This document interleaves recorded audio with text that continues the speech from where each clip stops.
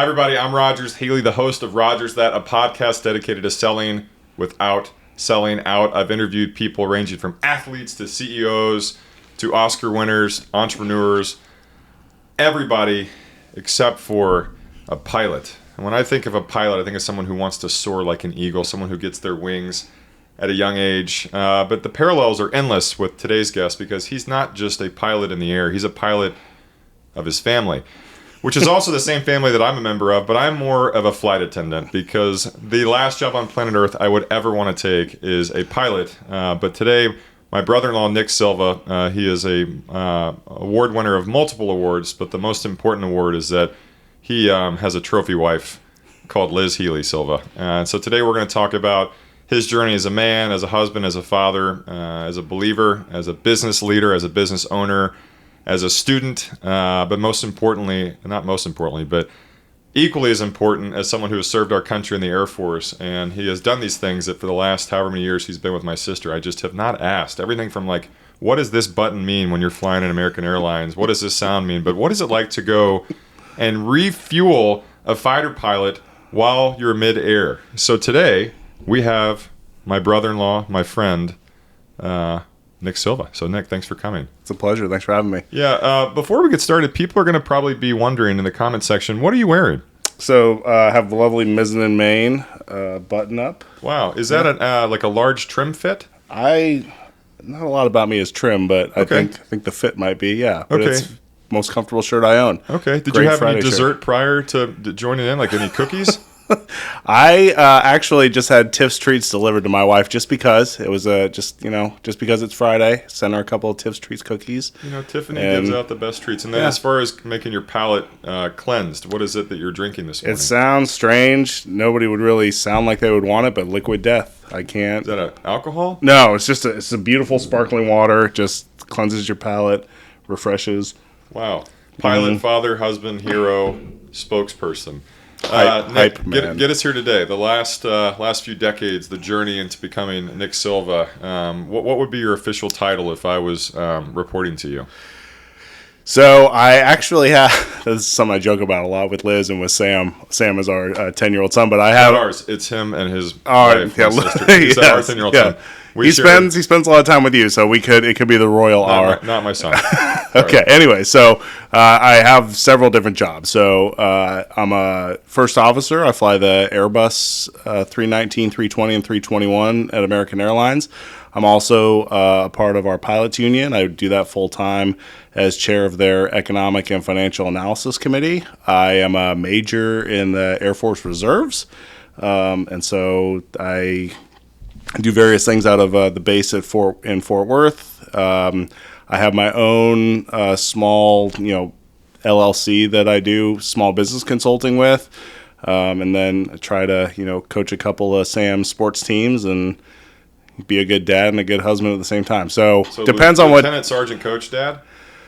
Yeah, more like first officer, major, Mr. MBA, coach dad. Also Yeah. room mom.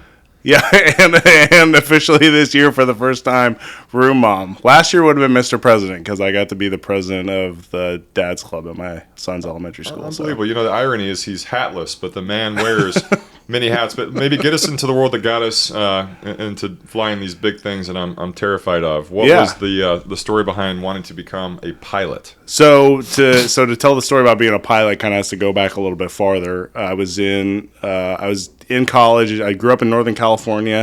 My dad was a CHP officer, the show Chips back from the 70s. My mom worked for Pacific Bell, a telecommunications company, and have a younger brother, but grew up there. I went to college at California State University, Sacramento. Didn't have a lot of direction in college. My uncle was in the Air Force, and he took me in to talk to a recruiter, actually, when I was a senior in high school on September 10th, 2001. No way. And then the next day happened, and I went to college instead of enlisting in the Air Force for several reasons. But then didn't have a lot of direction. Went back to the recruiter's office, got a job enlisted in the Air Force while I finished up college. I'm giving you the compressed version. Get us to the airplanes. Yeah, so started flying as an enlisted flyer in the Air Force. Got to hang out around a lot of guys who were between 30 and 35 years old who were pilots. They had airline jobs. They had stable families. They had, really comfortable life, and they also seemed to have their stuff together. And so I looked up to them and kind of said, "Hey, how'd you get to be where you are?" Started asking the questions. Did you like flying as a kid? I did. I always thought being a pilot was for somebody else. I never really thought it was like something that was even attainable. And then I just had I had an example showed to me, and then I had some great mentors who kind of helped me open the doors and worked hard and got picked up for pilot training after I graduated college. And so you mentioned you were a flyer. Yeah. Is the term pilot, is that given to you after flyer? So being an enlisted crew member is really what it's called. So on this KC-10 that I have here, you got to slow it down because sorry. But no, I'm saying I get it. Yeah. The language that you speak, you're fluent. You've spoken it forever. So what does even a KC-10 mean? Yeah. So KC-10 is a in-flight refuel. By the way, this is not an actual KC-10. No, for y'all watching, Nick and I are both really large guys, but this is just a model. They're a little bit bigger. Scale. Yeah, Yes. yeah. It's 1 to 150. Yeah. Yes. So this airplane is piloted by 2 pilots, and there are also 2 enlisted crew members. One's a flight engineer who runs all the systems, and then the other one is called a boom operator, and his job is to sit in the back of the plane, and because this is a refueling tanker, it can refuel other planes in mid-flight. Well, the crew member who goes to the back and actually puts the boom, which is an arm that sticks off the back of the airplane, into basically the gas tank of the other airplane. That's the boom operator. So that's what I did initially while I was in college. And for fun? Yeah, I mean, well, I had an internship at PlayStation. You were like in hero training. Yeah, I was probably playing a game. Called Tekken. Yeah. So it was not necessarily for fun because I deployed a few times while I was doing that, and so you fly over Afghanistan and Iraq. And this is while you were in college? This is while I was in college, yeah. Wow. So, and during the summer, it's weird. Some guys, they take an internship in the summer. I did a couple of deployments over my summers, and yeah, so it was. A lot of different jobs on the plane, but that was my job. That was my main job, was to refuel other planes. So. You want me to go a little deeper on that? No, I just think it's fast. I mean, obviously, this is a great ADD story because we have 8 going on at once. But you go to college, September 10th, the day before the world fell apart, you got recruited, you decided it wasn't a good time for you. You kind of moonlit doing it maybe in college, at night, etc. You graduate, you decide that Air Force is the route that you want to take. Yeah. Knowing that from what you just kind of saw, the kind of path that was relatively cliche was Air Force and then commercial pilot. Yep. Cush job, you get your tenure, and you're kind of set. So that was what you saw at an early age, where most people at 20, 21 don't have an idea of what they're going to have for lunch, but you had the next 50 years planned. Yeah, one of the things that I kind of figured out pretty early on, probably in my early 20s, was that if you work really hard, because I think everybody who's truly successful or truly is great at their career, most of them didn't spend their 20s kind of goofing off. I mean, I think you're probably an example of that, right? You graduated college. I know you moved to California for a little while, but you kind of put the hammer down, from what I understand, as far as building your real estate company and getting very involved in the industry. Unless this is just a mirage. Maybe miragers. Yeah. No, I agree. It's sacrificing priorities. I mean, it didn't suck, but I think when you realize that, at whatever age, you have to kind of give up the other stuff immediately. There's no happy medium, and unfortunately I got too extreme with trying to make work my life, but that's for another day. So anyway, so you had it figured out at a early age, which I think that's daunting, and I think that's where people, the theme of this podcast essentially is not being weak, whether it's mentally, spiritually, physically, in your sense, all of that, but you have to dedicate to dominance, and you figure that out. And so what was that, how did that metastasize? So, number one, I found something that I was really passionate about, right? Which helps to give you which for me helped to provide a lot of the motivation to kind of work towards a goal. Because I kind of saw the writing on the wall on what I needed to do. It's a fairly clear path. It doesn't have its twists and turns, but it's a fairly clear path. And I knew that if I kind of kept my nose clean, didn't get into a lot of trouble. And all y'all, not that kind of nose clean. Nick was not trying to be a 1980s hair metal band. This was just If I don't it PG. if I don't stray, Not right? Ozzy Osbourne nose Yeah, clean. no. If I don't stray, and I just kind of continue to work hard, that I can make my own opportunities and kind of make sure that I get to the path that I want. And the whole point I was bringing up working hard in your 20s was that if you do that, you've set yourself up for success. It doesn't have to be in your 20s, but eventually somewhere along the line, you're going to have to, somewhere along the path, you're going to have to dedicate a certain number of hours. Malcolm Gladwell in Outliers, I think it was. It talked about how 10,000 hours. Yeah, you have to do something for 10,000 hours 10,000. to become very proficient at it. Or is that the Dan and Shay song? 10,000 hours, 10,000 more. Yeah. Anyway, but they committed to doing that. Dan Shay did, obviously. Yeah. So look at them now. Anyways, but so it kind of was. Anyway, putting in that hard work is what I saw as being necessary to get to the goal I wanted to achieve, and so and then you're all stuck of a sudden my mind to it. Yeah, out of college in the Air Force was the end goal to drive these. Like you're driving essentially a tank in the sky. Yes, with a steady hand. Where what you're kind of going back to the KC-10 story, where there's essentially you don't have a flight attendant, right? There's not like this is not the kind of flying that maybe other people are used to, but to me, just from what I know, this is the most intense layer of piloting on planet Earth. Yeah, so we take this airplane that can weigh upwards of 300 tons, so 600,000 pounds. Or just 300 elephants, for all of you that are in the zoo world. See, who's got the business degree? It sounds like that's you. What I'm saying. Yeah. So you're flying 300 elephants. Yep, 300 elephants, and they're all in line, and so you have to pull it up behind another airplane that's sometimes a little bit smaller than yours. And how many elephants? Probably 200 elephants. So 200 elephants. Yeah. So right now we're at 500 elephants. 500 elephants, 25,000 feet off the ground. So if we take away 2 elephants, how many elephants are left? 498. Yeah. Back elephants. To you, Nick. Yeah, thank you. You're welcome. So 498,000 elephants. No, 498 because it's tons. 1 elephant is 1 ton. See? You can't get me. Okay?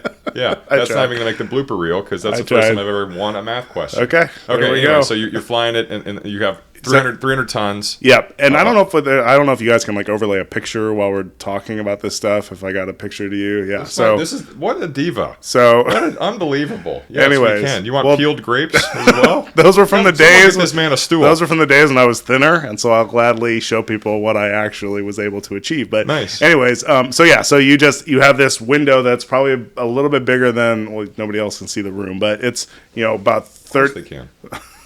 The fourth wall, right? Yeah. We're breaking it down. So that's probably 20 feet from front to back, about 20 feet high, and maybe 30 or 40 feet wide. And you have to keep your airplane in the certain part of your airplane in that window.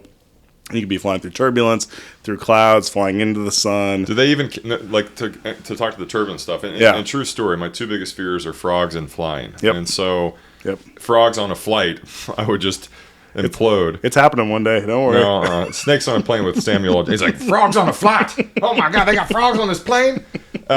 So do they even really try to divert you? I'm sure like commercial traffic, you don't want to go through turbulent air, through bad weather. But I mean, this is warfare, and where you were flying over. This is not. You're not flying over Indiana. You're flying over the Middle East, and this is at peak wartime. I mean, did you have to take different routes, or was it just all conditions? You just had to figure it out. You're doing a great job. Sorry about it. Okay, you're doing awesome. Yep. Okay. I'm trying to throw these little things No, you're good. So do I just pick up right where he... Okay. I'll ask again. So, so did the conditions even matter? Did they just say, Nick, Captain Coach, Dad Silva, here's your 20 by 20 window. The weather sucks. Figure it out?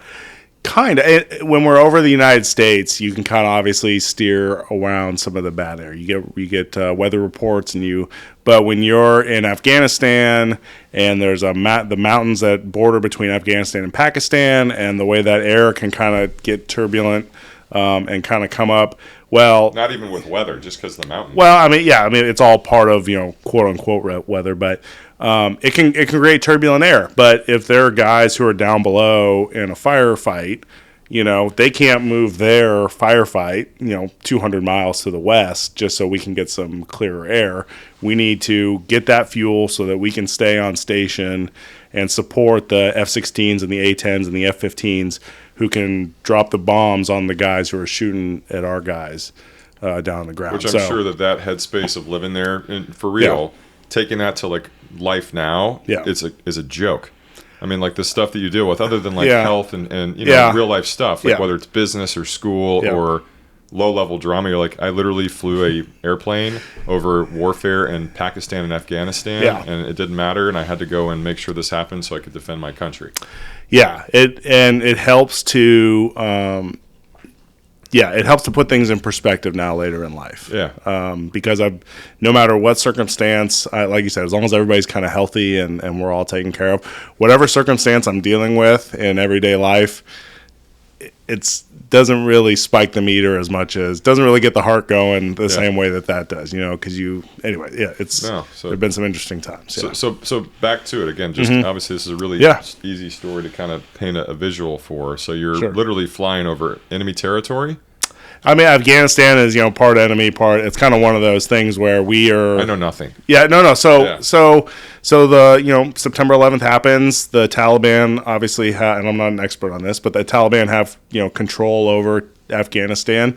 We go in, and we being the United States go in and try to take away their control over as much of the country as we can, and get the Afghan people to have their own government, and part of that is getting the Taliban out of that country so that they can't have a safe haven to launch more terrorist attacks, and that they can't oppress the Afghan people anymore. And so, part of that is just going to wherever those guys are. So you don't necessarily get to pick where you want to fight or where exactly you want to be on that day, but you go where they are because you're trying to get them out of the country and to not have any more control. And so where you were flying, was that considered safe territory? Yeah. So how does that even work? Like, is there just dedicated airspace that they just know that they're not allowed to touch you? Well, Afghanistan's not. It's not like going out to DFW or Love Field and seeing planes flying all around. There's no real air infrastructure there, and there aren't even really fully functioning international airports outside of Kabul and Kandahar, which are the two of the main cities. So the airspace is just kind of open. And on top of that, we have great radar airplanes that are keeping track of everything in the air. Are they higher up than you? Usually, yeah, because they burn less fuel the higher they are. So anyway, so it's relatively safe, and we have control of the air, it's deconflicted, I think is probably the best word to say. Have you seen the new Top Gun movie? Yes. So when they were doing all that, was that same stuff? Even though it was kind of, it was. So that's more on like the fighter pilot world, right? But after Tom Cruise would have flown through that canyon and then done that roll and pull move after he dropped the bombs, I cannot. Okay. Anyway, sorry, but after but then he probably would have been low on gas, so he would have needed a refueling tanker. That's why we bring in Nick. Yeah. Nick comes in with... That's the whole reason I existed for, several years. We could have used you in the first Top Gun. You could have saved Goose.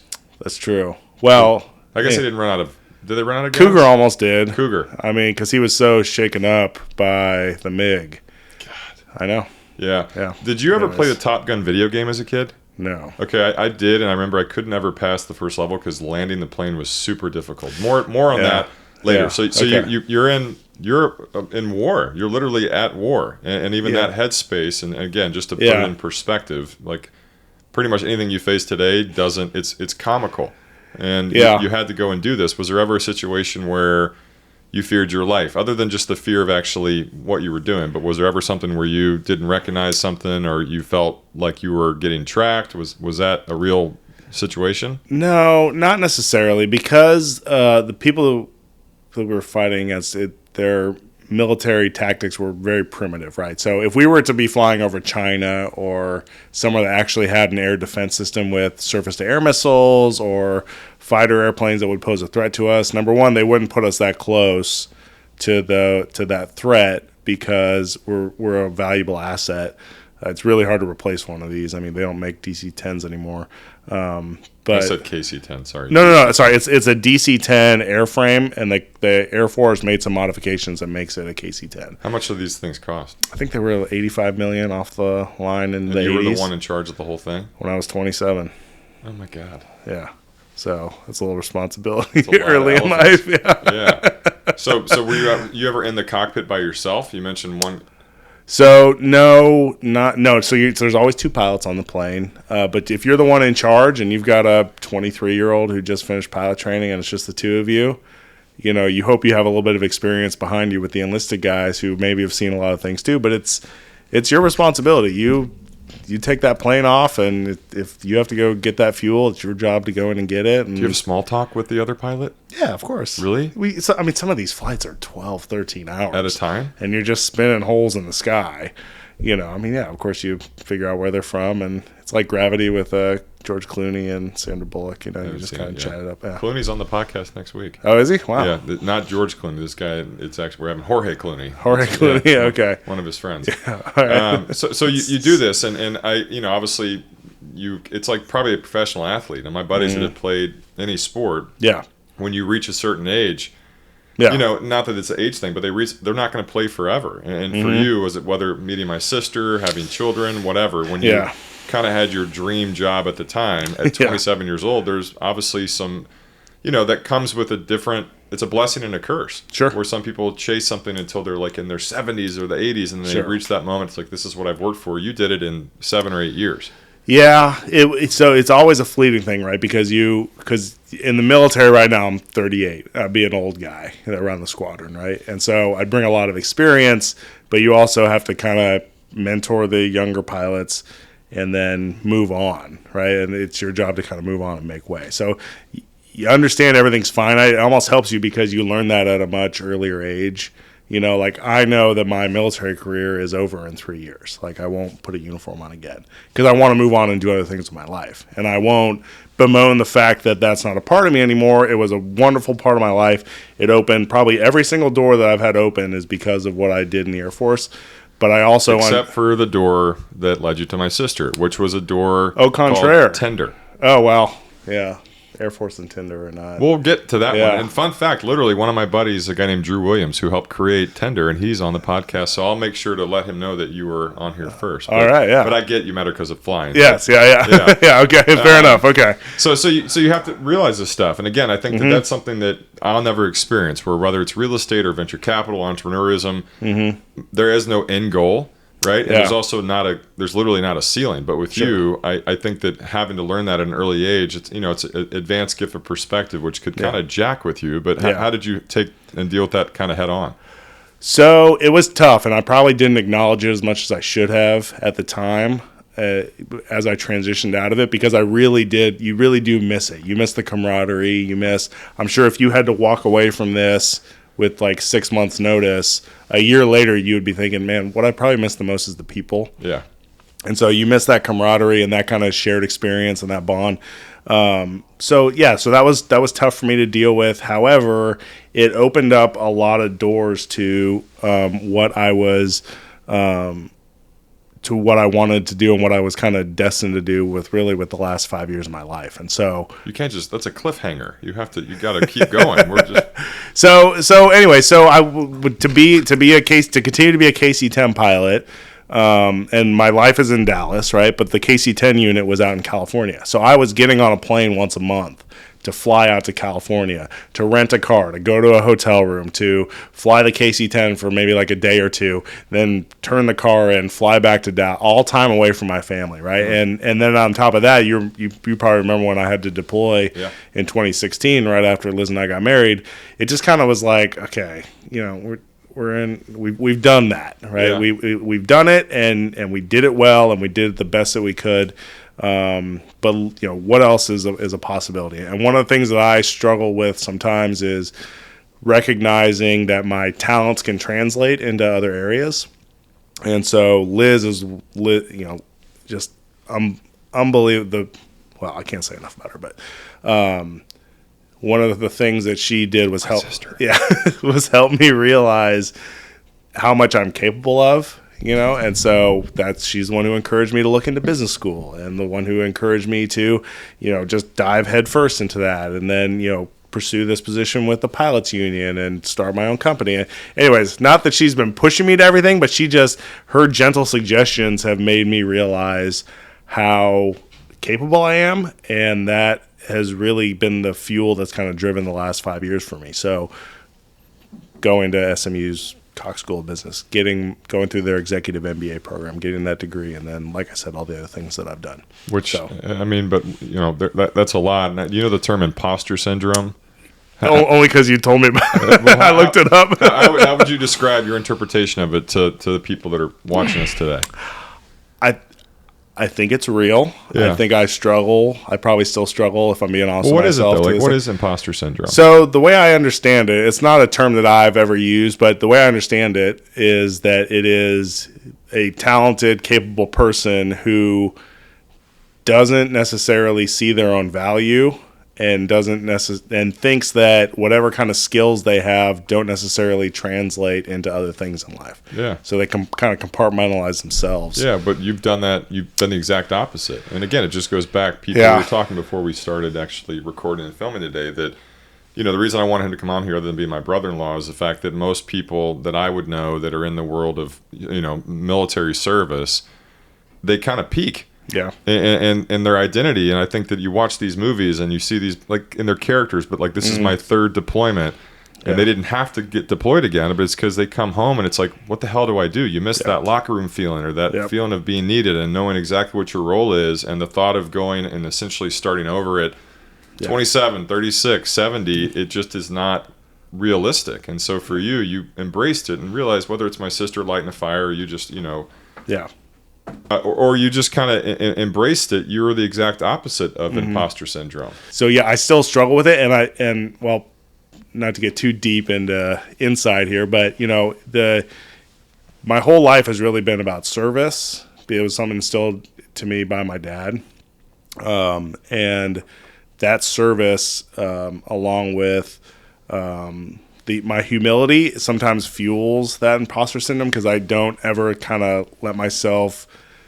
I try not to let myself get too big, but sometimes it can be self-containing, so it'll hold me back. And so, your own worst enemy. Sometimes, absolutely. Yeah. I think people who know me best can probably see that more often than I can. Sometimes I struggle with it too. I struggle with I don't feel like I don't think I belong in the room sometimes, and I think cities like Dallas can kind of do that to you too, where people lead with the wrong thing. But again, that's probably your superpower. Yeah. So, before we kind of pivot to the other stuff, as far as being a pilot, not necessarily for American Airlines, but in the Air Force, what would you say was the most rewarding part of it? I really enjoyed teaching. So it wasn't fighting. It wasn't flying over the battle areas or getting X number of combat missions or whatever. It was so I had an opportunity right after my dad died. So he died 7 years ago next month, and it was kind of a turbulent time in my life. And I got offered an opportunity to teach new students how to fly the KC-10 because I was out in California. I had just met Liz and. Was going to move to Dallas, but I just needed to be somewhere for a little while I had Sam, and he was in school out there.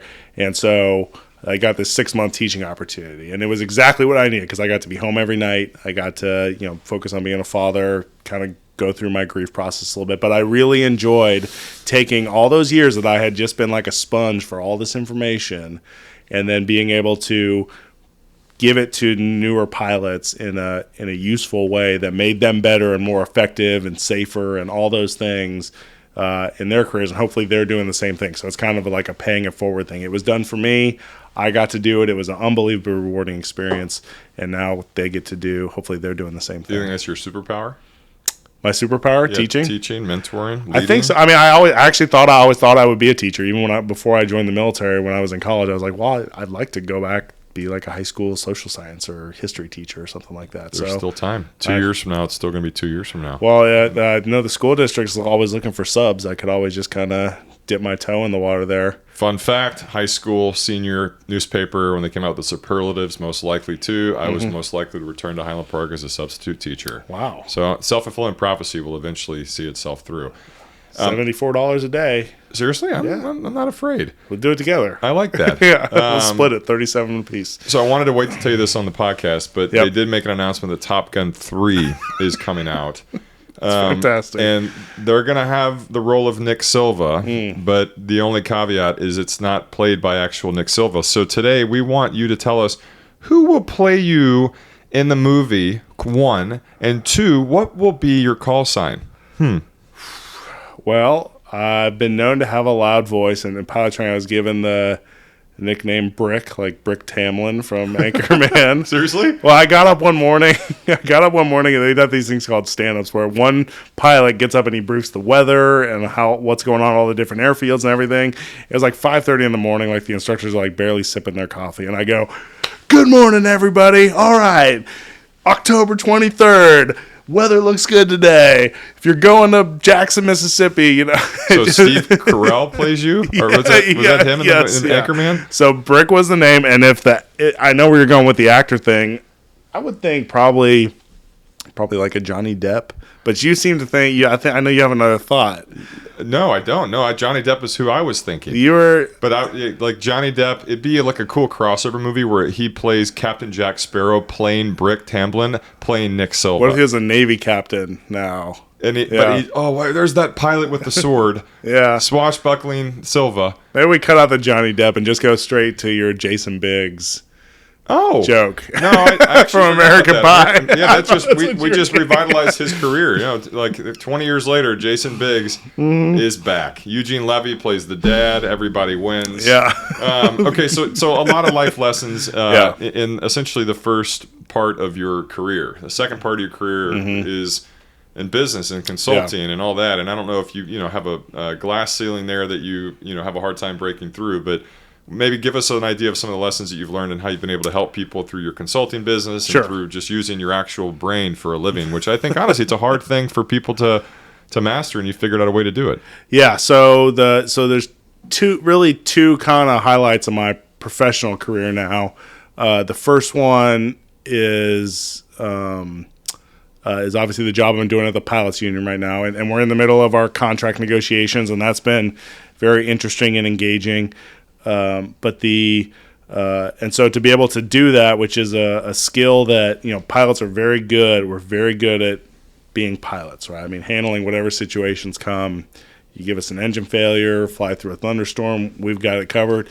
When it comes to thinking about the business aspect of how, our company sees us as a business expense, not necessarily that they don't value us, but, we have to be realistic in the things that we negotiate for, and so to be able to provide some of that perspective has been really fulfilling part of my life. And then the other part is the small business consulting has been interesting, and I really usually only have one or two clients at a time, but it's just focusing on how to make processes better. I'm kind of like I forget who the investor in Liquid Death. I forget what his name was. But Blake Wiley? Yeah. So he had a great point that, and I feel the same way in that I couldn't start a business either, I think was what he was saying. He's really good at coming in and finding a good investment and then maybe helping to grow that investment. I'm the same way. I couldn't come up with a concept. I couldn't come up with, but I can certainly see some of the pitfalls and how to think about cash flows and how to think about, future, taking on debt in the company and kind of strategic stuff like that. So that stuff's really interesting to me as well, and kind of providing that perspective. We do, we'll have this question later, like best advice question. Chris Camillo, who was our first guest, is a buddy of mine. Look up to him, and he kind of caught us all off guard when he's like a serial investor to like a different degree, and his advice was don't ever invest in yourself.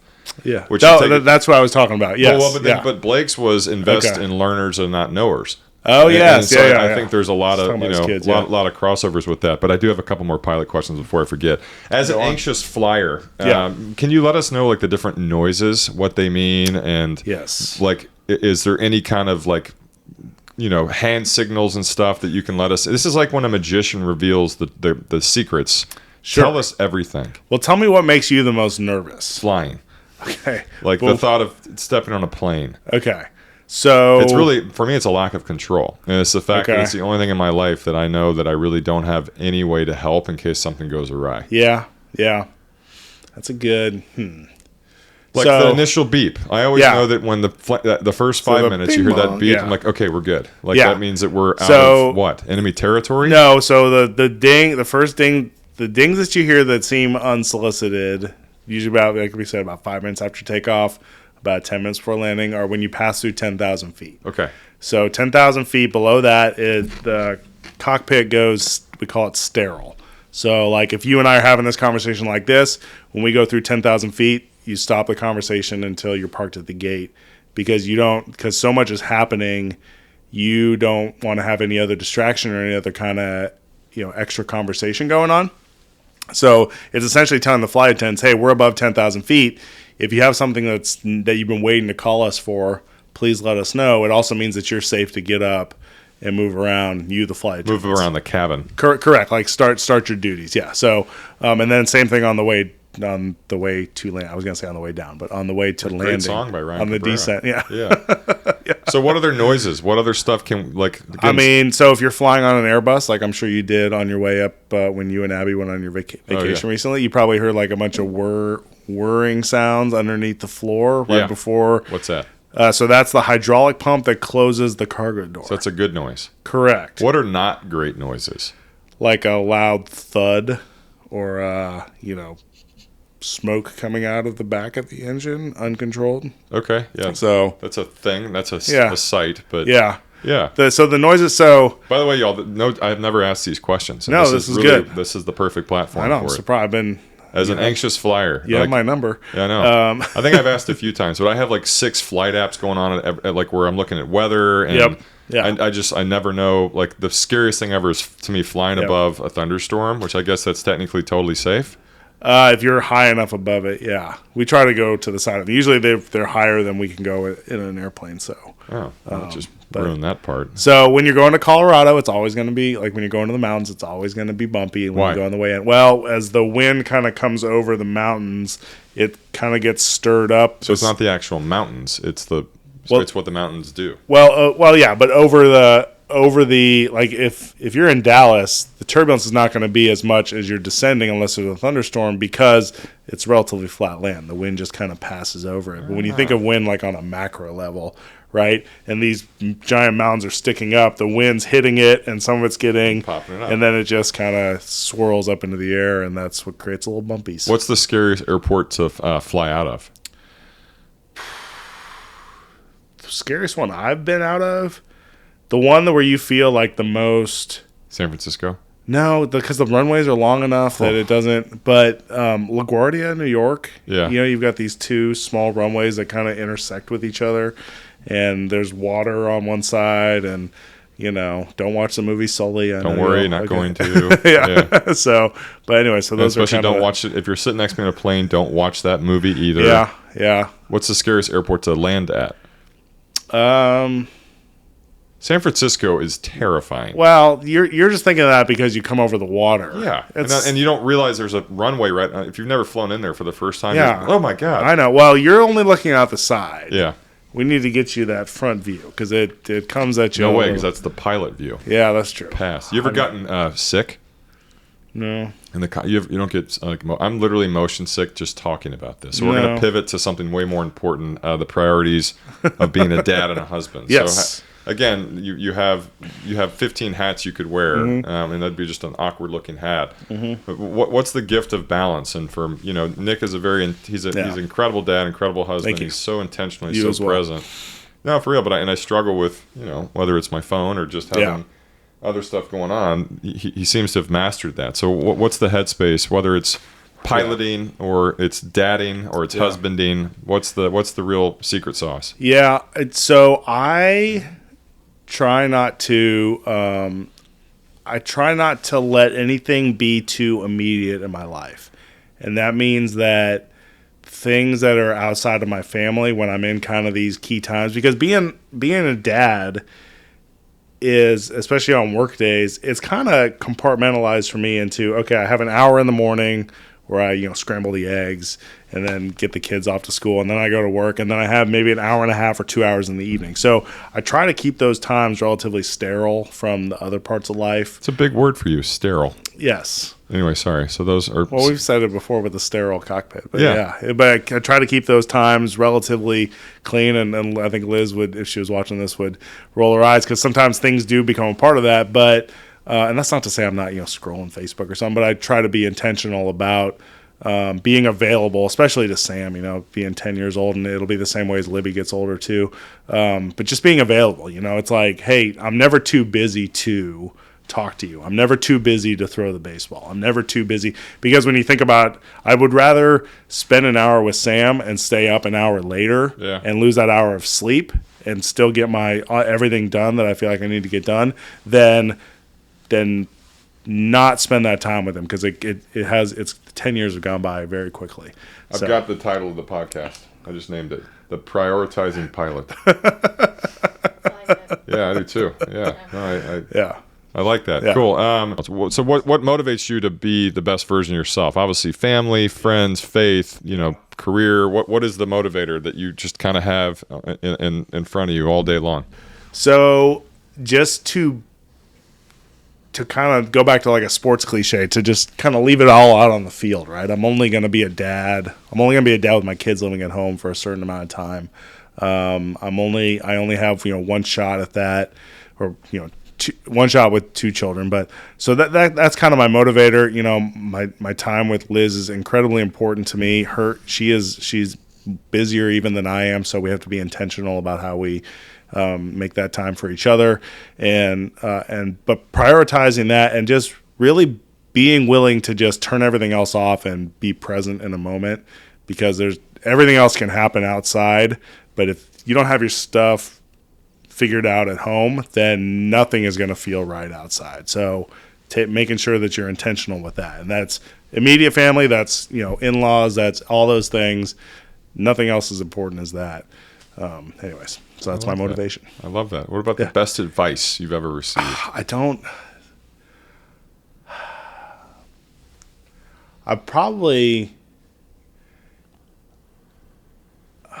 A lot of that stuff, I don't necessarily take it as like a one-liner per se. Like I probably the best advice I've ever gotten is probably just the example that my dad set for me, which was to be humble, take care of control what you can control, and take care of yourself. So recognizing that the way you dress, and he wasn't like over the top, but the way you dress, the way you carry yourself, the way that you treat other people, all of those things are all totally within your control, and it doesn't cost you a whole lot, either money wise or time wise or really at all to be the best version of yourself. I like that. Yeah. So what is Nick going to be remembered as? What's the most important hat?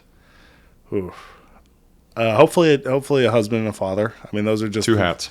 Well, a family man. How about that's that? one hat. Yeah. Okay. He found the hat. So yeah, I mean, just hopefully I'm. Yeah, I mean that's the most important thing to me, because if I were to attend my own funeral, I would hope that everybody technically you'll be there. Well, true, but hopefully my family and my friends, the people who take the time to come, are sad that I'm gone, but look at me and go, he did it right. I love that. Yeah. How do we support you? How do we find you? I know you're not a big social media dominator, but what's the best way for us to show you love? And tell us a little about your business before we close it out. So my business is Crosswinds Consulting, and we just provide help for small businesses that are kind of struggling to get to the next level. Usually most of the companies I've dealt with have been around $500,000 to $1 million in revenue. So it's obviously interesting to deal with companies at that phase, but I'm also, get very interested in, entrepreneurship opportunities or investments, and certainly can wear many different hats, because I studied really hard in business school to learn all that stuff. But does this podcast make you want to become a bigger social media influencer? Do you think you'll have your first post on Instagram because of this podcast? I actually shared a story yesterday, and Really? Liz was like, Wow. what was that? Yeah. It's like when my dad changes his profile picture. Mom, she's like, yeah, I did it. I don't. I love social media. I'm on there a lot How do more we find than I you? post. Where- Nick Silva on Facebook. Silva 24 on Instagram. He doesn't even know it. 424, yeah. 424. I don't. Yeah. So, anyways, look for the link at the bottom of whatever this is. Raj will post a link there, and yeah. And then reach out. Crosswind Consulting. How do we find you there? So X Wins. It's the cross is an X, but xwinsconsulting.com, and that's the best way to get a hold of me. Or check Roger's Facebook for a family photo because he always tags me, and then you just click on my name and click on the messenger, and that's the best way to get a hold of me too. We got an influencer in here. Yeah, Folks. I love it. Give me my hat. My And you're another hat. yeah, Another more hats. sterile Yeah. hat. Yeah. Well, thanks for being a part of this. Thanks Thanks being for having me. my This was a lot of family. fun. Yeah. You're awesome. You're Yeah. a hero. You're a legend in the making, and we're grateful for your time today on the Rogers That podcast. Roger's that. I'm Nick Silva, and this is how you sell without selling out. Roger's that.